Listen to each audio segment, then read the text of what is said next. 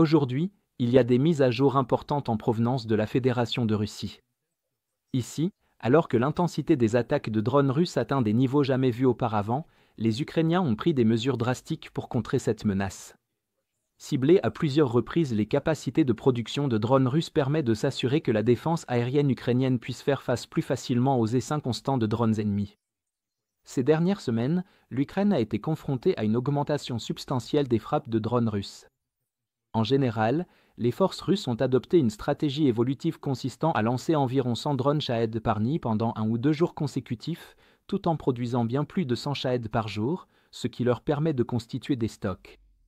Ensuite, une fois qu'ils ont accumulé une réserve suffisamment importante, ils déclenchent des vagues massives dépassant les 500 drones en une seule nuit, combinant des drones Shahed et des drones Leger-B. Cette tactique vise à submerger les défenses aériennes ukrainiennes en ciblant plusieurs villes ou en infligeant de lourds dégâts à un site stratégique unique. Après ces attaques de drones de saturation, la Russie lance fréquemment des missiles balistiques, profitant de systèmes de défense aérienne épuisés. Cette situation alarmante est apparue alors que la Russie a massivement augmenté sa production nationale de drones, produisant désormais, selon les rapports, plus de 5000 drones par mois. La plus grande usine de ce type à Yelabuga, au Tatarstan, dispose désormais d'une nouvelle installation supplémentaire produisant encore plus de drones Shahed avec une efficacité accrue. Elle est stratégiquement située plus près des réseaux logistiques internes, mais cela la place également à portée des moyens ukrainiens et elle a déjà subi plusieurs frappes auparavant. Conscientes de la menace croissante, les forces ukrainiennes ont lancé de nouvelles frappes ciblées pour perturber de manière globale les capacités de production de drones russes. Les Ukrainiens ont visé la plus grande usine de fabrication de drones Shahed à Yelabuga, au Tatarstan, d'où des incendies se sont rapidement déclarés après la destruction du site. Les drones longue portée ont entraîné la fermeture temporaire des aéroports voisins de Kazan et Nijnekamsk en raison de menaces immédiates. L'état-major général ukrainien a confirmé l'efficacité de la frappe qui a gravement affecté la production de Shahed de la Russie sur ce site clé. Pour renforcer ses efforts, l'Ukraine a également frappé avec succès l'usine Progress à Tcheboksary, en République de Tchouvachie, réputée pour la fabrication d'antennes Kometa, des composants essentiels qui offrent aux drones russes une protection contre les interférences de guerre électronique.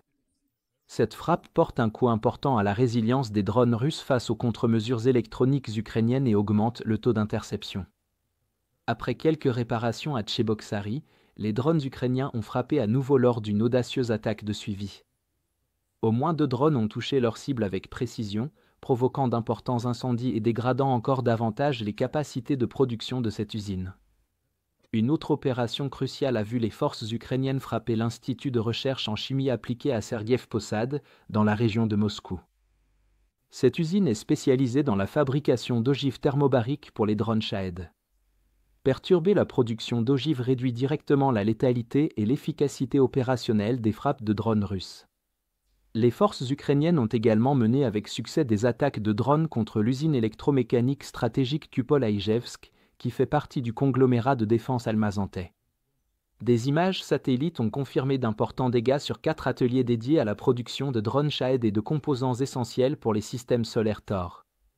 Les frappes de précision ont provoqué d'importants incendies et des dommages structurels, entravant la production en cours de drones et de missiles, et semant la panique parmi les ouvriers.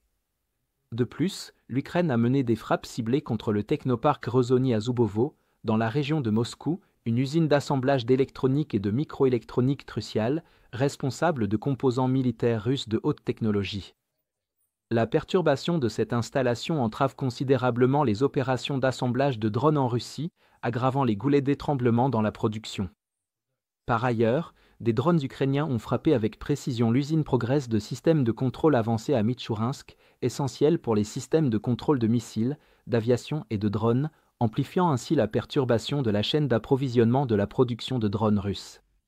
Ces frappes d'envergure interviennent alors que la Russie modernise agressivement ses drones Shahed, augmentant considérablement leur capacité de destruction grâce à des charges explosives accrues, au déploiement de munitions thermobariques et à sous-munitions, ainsi qu'à des explosifs à retardement conçus spécifiquement pour blesser les secouristes et le personnel d'urgence.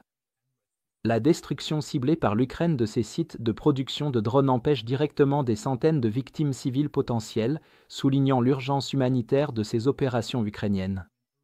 Dans l'ensemble, l'intensification de la campagne de drones russes met en évidence le besoin crucial de l'Ukraine d'un soutien international continu et renforcé, tant en système de défense aérienne qu'en partage de renseignements, afin de protéger efficacement les populations civiles et les infrastructures essentielles.